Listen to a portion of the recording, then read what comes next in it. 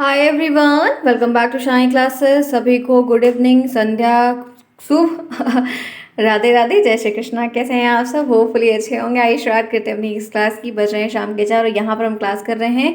और आपकी आज की दिन की लाइव क्लास हुई थी जहाँ पर कंप्यूटर का टेस्ट हुआ था। आप में से बहुत सारे लोग नहीं आए थे, तो जो नहीं आए थे उनको ज़रूर ज़रूर वीडियो देख लेना है। टेलीग्राम पर लिंक दिया गया था।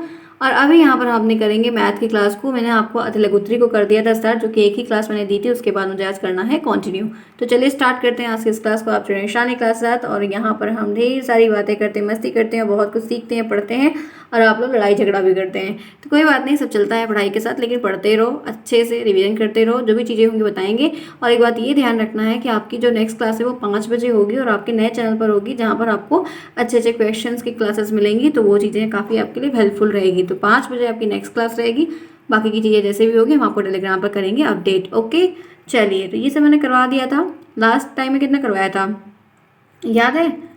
ओके, मैंने लास्ट टाइम की जो क्लास थी आप लोगों की यहाँ तक करवाया था ना। ये लास्ट क्वेश्चन था जो कि मैंने आपको सॉल्व करने को दिया था। इसमें तो 2 क्वेश्चन मैंने आप लोगों के साथ पूछा भी था, आप लोगों ने रिप्लाई भी दिया था। वेरी नाइस, गुड के। बट आप ऐसे पढ़ते रहो, मस्ती करते रहो, सारी चीज़ें अच्छी हो जाएंगी, कोई दिक्कत नहीं होगी। आगे बढ़ते इसी के साथ चलते हैं, करते हैं आज की शुरुआत में। तो ये है एक छोटा सा प्रश्न है, अच्छा प्रश्न रहता है, जो कि आपके सीरीज में दिया गया है राजन से, तो वो हम देख रहे हैं। कह रहा है कि यदि किसी त्रिभुज, कोई त्रिभुज है ABC, ठीक है। उसके आधार की लंबाई 8 सेंटीमीटर है, उसकी ऊंचाई जो है वो 3 सेंटीमीटर है। ट्राइंगल जो है वो ABC का क्षेत्रफल बताना है, यानी कि आपको एरिया ऑफ ट्राइंगल बताना है। सिंपल सी बात है। जैसे आप area of square, area of perimeter वगैरह वगैरह बताते थे, एरिया बताते थे, सबका क्षेत्रफल का मान बताते थे। हमने इस तरीके से बहुत सारे सवाल लगाए जिसमें हमको क्षेत्रफल का मान निकालने को कहा गया है। तो उसी तरीके से हमको त्रिभुज का भी यहाँ पर दिया गया, जहाँ पर हम ये वैल्यूज़ को फाइंड करते हैं। तो कह रहा है कि यदि किसी त्रिभुज में ABC के आधार की लंबाई 8 सेंटीमीटर, उसकी ऊंचाई 3 सेंटीमीटर है, तो क्षेत्रफल का मान क्या होगा। तो ये चीज़ें आपको ध्यान रखनी है। तो लगाते हैं, चलते हैं, देखते हैं। तो यहाँ पर एक चीज़ ध्यान रखिएगा, बताना क्या है कि देखो यहाँ पर लिखा है सोल्यूशन, तो हमेशा ये फिगर आपको बनाकर नहीं मिलेगा। तो ये चीज़ें आपको स्वयं भी बनानी होगी। अगर आप चाहते हैं कि अच्छा नंबर मिल जाए और चीज़ें अच्छी दिखें और चीज़ें बढ़िया हो जाएं, तो कुछ चीज़ें अपने आप से खुद भी क्रिएट करना होगा। देखिए, इसमें कभी कभी किसी किसी क्वेश्चंस में आपको ये चित्र खुद देगा, कभी कभी नहीं देगा, तो इसको आपको खुद बनाना होगा, ठीक है। और बना देंगे, साथ साथ ऐसे क्वेश्चंस आ रहे हैं, मैं ये ज्योमेट्री वाले आ रहे हैं, जो भी आ रहे हैं, अगर ऐसे प्रश्न आ रहे हैं और ऐसे बनाने को वगैरह के आ रहा है, जैसे एंगल का आ रहा है, कुछ भी आ रहा है, तो बना दोगे तो ज़्यादा अच्छा लगेगा और नंबर भी मिल जाएगा। अब देखो यहाँ पर कर क्या रहा है, देखिए, आपकी जो लंबाई थी, आपकी सॉरी जो ऊंचाई थी वो आपकी 3 सेंटीमीटर यहाँ पे बता दी।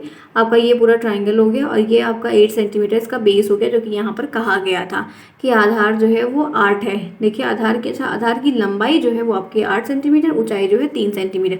आपको एरिया बताना है। तो इसका एक सूत्र होता है, एरिया ऑफ ट्राइंगल निकालने का सूत्र क्या है, 1/2 बेस इंटू हाइट, यही सूत्र होता है।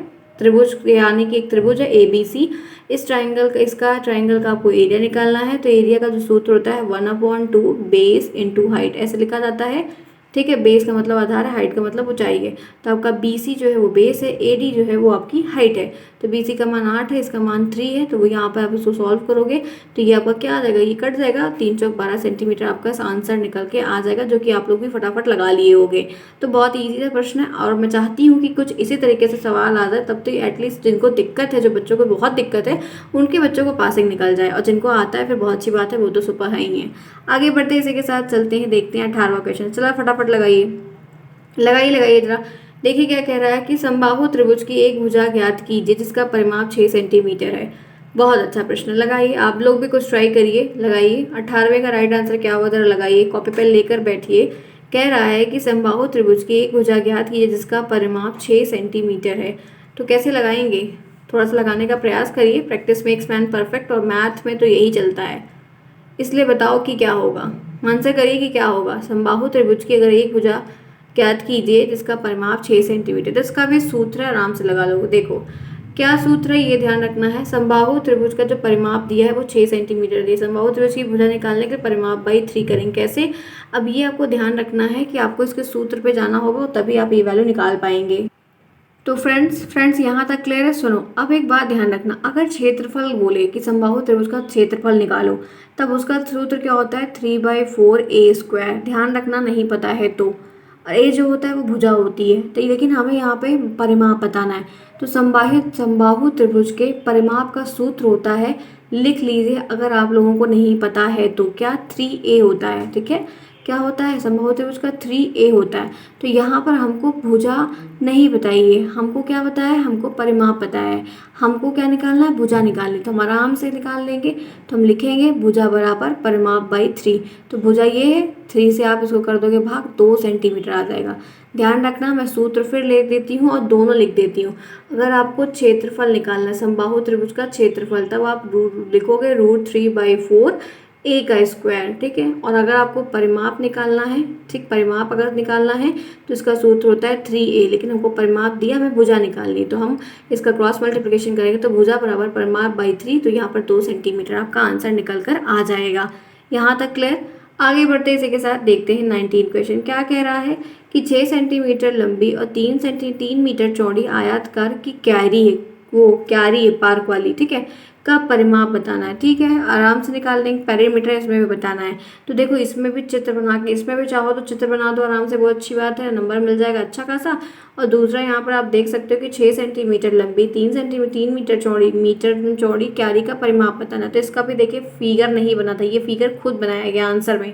तो आप भी ऐसे सवाल आते तो बना लेना। तो यहाँ पर आप देख सकते हो कि आपको क्या दिया गया है, आपकी तरफ जो कि आपकी लंबाई दी गई 6 मीटर, आपकी चौड़ाई दी गई 3 मीटर, और ये आपका एक आयताकार बॉक्स यहाँ पर क्यारी के नुमा, जैसे क्यारी बनाई जाती है वैसे बनाया और दिखा रहा है।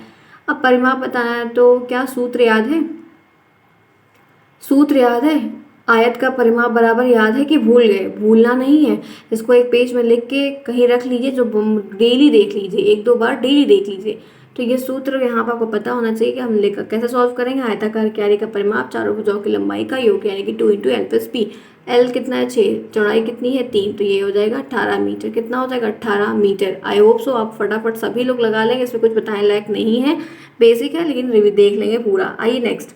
कह रहा है सवाल यहाँ पर दिया है कि 13, 39, 273 का मासा निकालो। बहुत अच्छा प्रश्न है, बहुत अच्छा है। तो ये जो मासा निकाला गया है, ये गुणनखंड विधि से, ये 2018 में पूछा भी गया है। देखो मासा निकालने का, लासा निकालने का 2 तरीका है, एक तो आपकी गुणनखंड विधि होती है और एक भाग विधि होती है।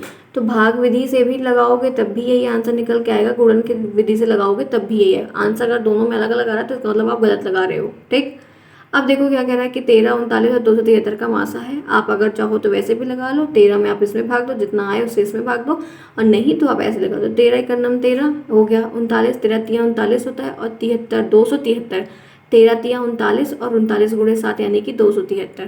तो आप देख रहे हो कि बार बार आपका मासा 13 ही आएगा, क्योंकि तीनों में 13 ही कॉमन हो। जो चीज़ें तीनों में रहती हैं, या जितनी भी डिजिट ती रहती है, जो चीज़ें तीनों में सबसे हाईएस्ट बार आई रहती है, वो वहाँ पर हाईएस्ट कॉमन मल्टीपल होता है, इसीलिए इसका नाम HCF होता है, ठीक है। तो ये 20 प्रश्न है। इस तरीके से अगर सवाल आ रहे हैं, 18 में पूछा गया है, हो सके तो यही रिपीट हो जाए, नहीं हो तो हो सकता है कि इसकी संख्या को कर दे चेंज। आगे बढ़िए, नेक्स्ट देखिए 24 80 का कितने प्रतिशत है। प्रतिशत के सवाल आते हैं, 15 में पूछा गया है, फिलहाल बहुत पीछे पूछा गया है। 24 80 का कितने परसेंट है, तो आराम से निकाल लेंगे, ठीक है। काट दो, 0 से 0 काट दो, 2 से 8 से काट दो, 8 त्रिक 24, ठीक है। 3 और 10 30% होगा, बहुत आसानी से निकल जाएगा। अब इस तरीके से 50 80 का कितने परसेंट है, और 100 जो है 500 का कितने परसेंट है, 1000 जो है 10,000 का कितने परसेंट, इस तरह के कितने भी प्रतिशत के सवाल आए आपको सेम तरीके से सॉल्व करना है। इफ़ बट बिल्कुल भी नहीं, और कोई दिक्कत भी नहीं, कोई कन्फ्यूजन भी नहीं लेके चलना, तो आराम से सॉल्व कर लोगे। नेक्स्ट आइए, सिंप्लीफिकेशन का एक सवाल दे दिया गया है। देखिए क्या दिया गया है, 4 बड़ा वाला ब्रैकेट 17 प्लस कर्ली ब्रेस के 2 + 5 × 2 को सरल करना, ये भी 15 पूछा गया है, आराम से कर लेंगे। देखो सबसे पहले ये वाला ब्रैकेट सॉल्व करेंगे, तो 2 पंचे 10 होता है, 10 2 12 होता है, तो आराम से इसको सॉल्व कर दो, तो यहाँ पर क्या आ जाएगा 12 आ जाएगा। और 12 यहाँ पर देखो ये आ गया, 4 ब्रैकेट में 17 + 12, इसको दोनों को ऐड करोगे 29 आएगा, और 29 में 4 से गुणा कर दोगे तो 116 निकल के आएगा, ठीक है, ध्यान रखना, ठीक। कैलकुलेशन देख लेना अब। चलो आगे बढ़े, नेक्स्ट देखिए 23वां सवाल, आज का 23वां सवाल। 150 का 12% कितना होगा। 15 में पूछा गया प्रश्न है कि 150 का 12% कितना होगा। अच्छे से लगा लो, आराम से सॉल्व किया भी गया है। 150 का 12% यानी कि 150 × 12/100, ये 0 से ये 0 कैंसिल कर दो, और उसके बाद फिर आप इसको 2 पंचे 10 काट दो, 2 छंग 12 काट दो, 5 × 9 5 काट दो, 5 × 15 काट दो, 3 छंग 18 होता है, रुपये 18 आ गया। आ गया, आ गया कि नहीं आ गया, बिल्कुल आ जाएगा, बहुत आसान एकदम सिंपल है। लगाइए, प्रैक्टिस करिए, चीज़ें हो जाएंगी। कोई प्रॉब्लम होती तो पूछिए कमेंट बॉक्स में, चलिए फटाफट क्लास को लाइक कर देना, क्लास को अभी तक नहीं लाइक, क्योंकि मंदिर में आना है तो घंटी ज़रूर बजाना। 10 मिनट हो जाता है तब मैं आपको ये बात कहती हूँ, क्योंकि टारगेट है भाई बढ़ाओ तभी काम कहो ना, बिना कहे ये सब काम नहीं है, ठीक है। मेहनत है तो फिर फीडबैक तो मिलना चाहिए। कोई नहीं, 1 मिनट रुकते हैं फ्रेंड्स, क्योंकि कॉन्टिन्यूस 10-10 मिनट ऐसे बोलना फिर करना, बोलना फिर करना, आप भी लोग समझ लो, ठीक है। समझदार तो वैसे मेरे होनहार बहुत हैं फिलहाल यहाँ। आइए आगे चलते हैं, देखते हैं क्या कह रहा है। इसको लगाओ सभी लोग। एक बगीचे की लंबाई 115 मीटर है, उसकी चौड़ाई 45 मीटर है, तो बगीचे के चारों ओर घेरने के लिए कितने मीटर तार की आवश्यकता पड़ेगी। बहुत अच्छी बात है, सिंपल है। कोई गार्डन है, टिल गार्डन गार्डन, ठीक। कह रहा है कि कोई बगीचे की लंबाई 115 मीटर, उसकी चौड़ाई 45 मीटर है, तो बगीचे को चारों ओर से कवर अप करने के लिए कितने मीटर तार की आवश्यकता होगी। सिंपल है, जैसे कि पैर आप उसका जो है परिमाप निकाल लेंगे तो आपको समझ में आ जाएगा, ठीक। चारों भुजाएं उसमें आ जाएंगी। तो सेम आपको सब कुछ दिया गया है, 2 × L + B के सूत्र पर रख दीजिए। तो L कितना 115, ब्रेथ कितना है 45, जोड़ देंगे तो 160 में 2 से गुणा करेंगे 320 मीटर का। तो कितने तार, 320 मीटर। आगे बढ़े, नहीं नेक्स्ट। बहुत अच्छा प्रश्न, सिंप्लीफिकेशन का एक सवाल दिया गया है, लगाइए जरा आप सभी लोग। क्या कह रहा है कि -6/25 डिवाइडेड बाई 2/5 + 4/5 को सॉल्व करना है। आराम से कर लेंगे, कुछ करना ही नहीं है इसमें, सिंपल है, ठीक। अब कैसे करोगे वो देख लो। इसको करने के लिए क्या करो, तो पहले हम जब सिंप्लीफिकेशन के सवाल मिलते हैं तो हम डिवाइड पहले करते हैं, ना कि प्लस पहले करते हैं, ठीक। तो हम पहले क्या करेंगे, डिवाइड करने के लिए, डिवाइड का फ्रैक्शन का डिवाइड करने से अच्छा है कि डिजिट को पलट दो, ये गुणे में चेंज हो जाएगा। तो हमने कुछ यही किया, यहाँ पर गुणे में कर दिया, और ये 2/5 था, यहाँ पे 5/2 हो गया, ठीक है। ये चेंज हो गया, दिख रहा है कि नहीं चेंज। अब इसको सॉल्व कर दो। तो पहले क्या करो, देखो अब इसको 5 एकम 5 काट दो, 5 25 काट दो, 2 एकम 2 काट दो, और 2 तिहाई 6 काट दो। तो ये 3/-3/5 हो जाएगा, और ये 4/5 बचेगा, ठीक है, ये वाला। अब दोनों का देखो, हर जो है वो समान है, और हर समान रहता है तो ऊपर के अंशों को जोड़ देते हैं, फिर कोई दिक्कत ही नहीं है। तो यहाँ पर माइनस में दिया, यहाँ पर प्लस में दिया, तो प्लस माइनस माइनस होता है, प्लस माइनस बराबर माइनस होता है। तो ये आपका क्या हो जाएगा, 1 आ जाएगा। 1/5 आपका उसका सोल्यूशन है। ये सिंप्लीफिकेशन का सवाल, और मैं चाहती हूँ 3-4 आ जाए ना तो बढ़िया रहेगा, फ्री के नंबर आराम से मिल जाएंगे, कोई दिक्कत नहीं होगी। चलो नेक्स्ट देखो, दो संख्याओं का महत्तम समापवर्तक 35 दिया है, सॉरी 15 दिया है। HCF कितना दिया है, 15, ठीक है।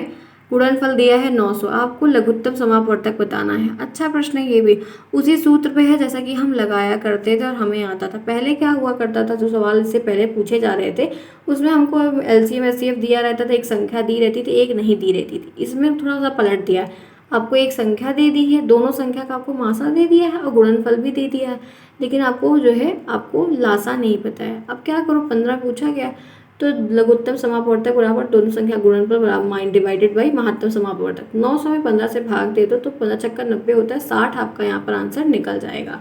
बहुत बढ़िया क्वेश्चन, पहले बहुत आसान क्वेश्चन आया करते थे, ठीक है। चलिए 16 वाला लगाइए। क्या है, 26, 56, 70, 84 का LCM लेना है। अब LCM फ्रेंड्स चाहे भाग विधि से लगा दो, चाहे गुणा विधि से लगा दो, वो आपके ऊपर डिपेंड करता है। और 2016 में पूछा गया प्रश्न है कि आपको LCM निकालना है 56 का, 70 का, 84 का। तो 56 का 2 × 2 × 7, 70 का 2 × 5 × 7 दिया है, और आपको 84 का क्या दिया हुआ है, 2 × 2 × 3, ये आपको यहाँ पर दिया हुआ है, ठीक है। आराम से इसका 2 ये लिख दो, फिर उसके बाद देखो ये यहाँ पर 2 है तो ये पूरा लिख दो। 3 यहाँ पर देख रहे हो, एक 3 है तो 3 लिख दो, 3 बार 2 आया है ना सबसे ज़्यादा, तो उसके बाद 3 बार 2 हो गया, फिर 3 हो गया, फिर एक बार 5 आया तो 5, एक बार 7 आया तो 7, इसको गुणा करेंगे तो 840 आएगा।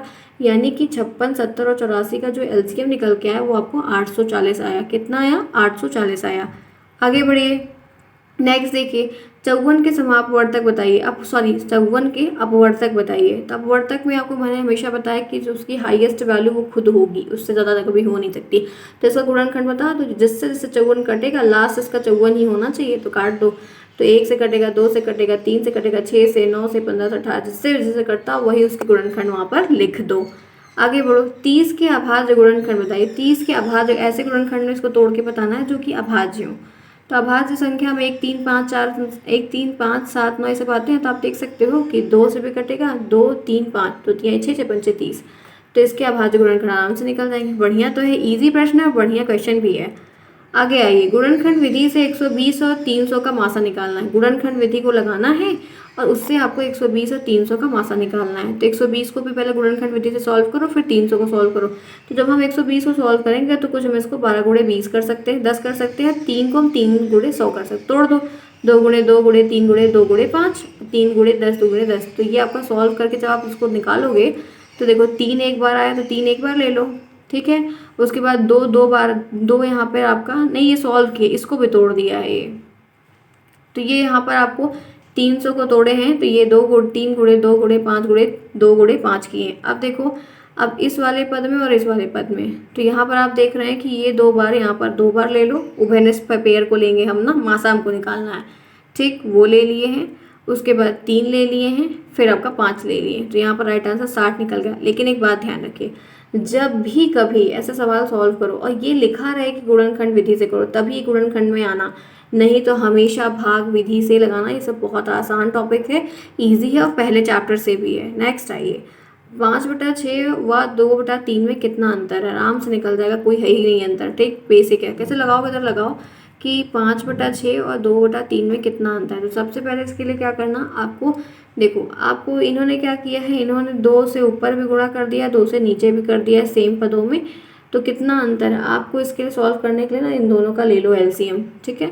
अब अंतर बताने के लिए इन्होंने कैसे बताया था देख लेते हैं।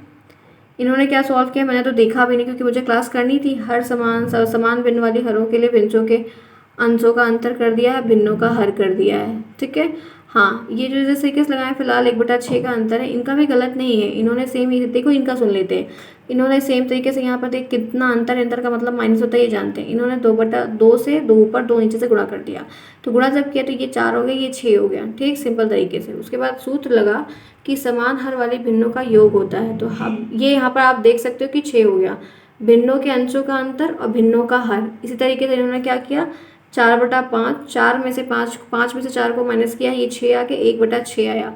अब आप ऐसे करो ना, सुनो, इसका एलसीएम ले लो, इस तरीके से भी लगा सको, कोई दिक्कत नहीं। इसका आप एलसीएम ले लो, एलसीएम लेने के बाद इसको सॉल्व करो। और माइनस रहना चाहिए क्योंकि अंतर बोला, अंतर में माइनस रहने के बाद जो वैल्यू आएगी, दोनों के बीच में जितना अंतर रहेगा वही इसका अंतर निकल के आएगा। काटना मत, ठीक है। अगर काटने चाहोगे तो पॉइंट में आएगा, नहीं काटोगे तो आपका भी ऐसे ही फ्रैक्शन के रूप में आएगा, जैसे आपको ये वाला सॉल्व करके दिया गया है, ठीक है। यही सिंपल तरीके से इन्होंने सॉल्व किया है। आगे बढ़िए, 31 देखिए कैसे दिया है, 5 गुणे 3 सही 1/2 को सॉल्व करना है। चलो ठीक है, आराम से हो जाएगा, ठीक है, क्योंकि यहाँ पर ये गुणा होता है, यहाँ पर ये जाके प्लस होता है। तो इसको जब आप सही करोगे तो ये क्या बनेगा, 6/2, 3 6 7, 7/2 बनेगा। जो इतना सॉल्व किए हैं ये 7/2 बनेगा। और यहाँ पर आपको 5 गुणे 3 सही 1/2 दिया है, इसको आप 7 गुणा, तो 5 गुणे 7/2, इसको कैसे सॉल्व करोगे वो देख लो। तो ये क्या कर दिए हैं आपका 5 गुणे 7, क्योंकि इससे आप जाके सॉल्व करोगे, गुणा करोगे तो 5 से 35 हो जाएगा। और ये 2, इसको फिर हमने इसी फॉर्म में लिख दिया, 17 सही 1/2। बहुत आसान है, छोटे बच्चों का सवाल है, इसमें कुछ फंसना और दिक्कत लेना ही नहीं है, ठीक है। इन समय मत, वैसे एक बात बताऊँ, सीधी सी बात, सच बात बता रही, बहुत मुश्किल है कि इतना इजी प्रश्न आएगा, इतना इजी नहीं आएगा, इस बात को ध्यान रखना। देखो आया भी नहीं हुआ है, ठीक है। तो ये सब बहुत आसान है। ये देखो एक सोल्यूशन और दिया, 9 सही 3/4, 3 सही 1/4, इसको सीधा कर दो तो यहाँ पे 4 9 36 होता है, और 36 37 38 39। तो आप देख सकते हो, सॉल्व करोगे तो आपको ये 39/4 आएगा, इसका 13/4 आएगा। डिवाइड करना है, डिवाइड हम नहीं करते, डिजिट को पलट देते हैं, तो ये 13/4 की जगह 4/13 हो जाएगा, यही होगा ना। और 13 का नाम 13, 13 39, 4 का नाम 4 कट जाएगा, तो 3 ही आंसर आएगा। तो ये छोटे बच्चों के सवाल हैं जिसके लिए आपको परेशान नहीं होना और आसानी से आप लगा लेंगे। क्लियर? यहाँ तक कोई प्रॉब्लम है? होनी नहीं चाहिए, बेसिक चीज़ें जो मैंने बता दी। आगे बढ़ रहा 33, ये तो थोड़ा सा ब्लर दिख रहा है, चलिए कोई नहीं, हम देख लेते क्या है। रोहित के पास 4x - 3y + 7 आम है, उसमें से -2yx - 3y + 7z आम अपने भाई को दे दिया, तो कितने, उसके पास कितने बचे? सिंपल है, आपको अलजेब्रा क्वेश्चन दिया है, 16 में पूछा गया माइनस करना है। तो जब कभी भी हमको अलजेब्रा के सवाल इस तरीके से दिए और हमको माइनस करना हो तो सिंबल हमारे चेंज हो जाते हैं। तो हम इसको क्या लिखेंगे, 4x - 3y + 7z, ठीक। फिर लिखेंगे -2x - 3y + 7z, तो ये सिंबल हो जाएगा प्लस का, यहाँ पर सिंबल हो जाएगा प्लस का, ये माइनस का हो जाएगा, ठीक है। फिर उसके बाद सॉल्व कर दो तो आप देखोगे 7z कट जाएगा, 3y 3y वो कर, ये 4 2 6 बचेगा, तो यानी कि 6x आम जो है वो आपका आएगा। ये 16 में पूछा गया प्रश्न है। क्लियर? 16 में पूछा गया आपका ये प्रश्न है। क्लियर है फ्रेंड्स? तो फ्रेंड्स आज ये क्लास मैं करना चाहूँगी ओवर, क्योंकि टाइम है और आज थोड़ा सा मुझे जो है काम बढ़ गया है। कब बढ़ता कैसे कि कोई छुट्टी ले लेता, छुट्टी ले लेता तो उसका काम करना पड़ता है, ऐसा नियम होता है ना, क्योंकि काम तो रुकेगा नहीं। तो ये चीज़ें यहाँ पर हो गई हैं। चलो फ्रेंड्स फिर मिलेंगे कल, मतलब अब मैथ की क्लासेस का जो टॉपिक है तो कल ही करेंगे, तो जितना भी करवाया वो करवाया। 5 बजे की क्लास की आपको 5 बजे नेक्स्ट क्लास है जो कि आपको मिलेगी, लिंक आपको दिया जाएगा टेलीग्राम पर, तो वहाँ से ज्वाइन करेगा। वहाँ पर जो भी चीज़ें पढ़ाई जाएंगी वो देखिए, कोई दिक्कत हो तो कमेंट बॉक्स में बताइएगा, आपको सोल्यूशन मिलेगा। मिलते हैं फिर नेक्स्ट में, नया चीज़ देखेंगे, नया कुछ जानेंगे। तब तक के लिए कोई दिक्कत हो तो बताना बाद में। तब तक के लिए take care, bye bye, see you soon, best of luck.